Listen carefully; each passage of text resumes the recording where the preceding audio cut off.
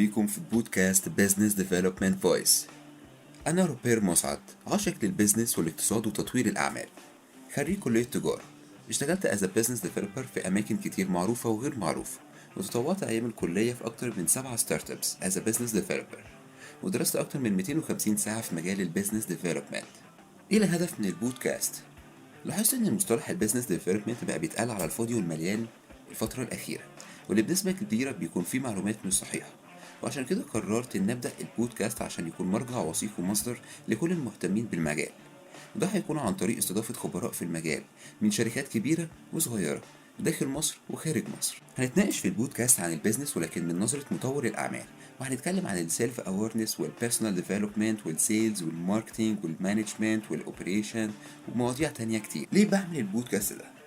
أنا بسعى إني أسيب أثر في الحياة لأكبر عدد ممكن من الناس، وأعتقد إن البودكاست ده هيساعدني لترك أثر ولو بنسبة بسيطة.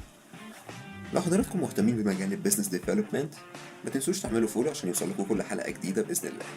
أنا هنزل حلقة كل يوم سبت من كل أسبوع. أتمنى الكونتنت اللي بقدمه يعجب حضراتكم وينول رضاكم.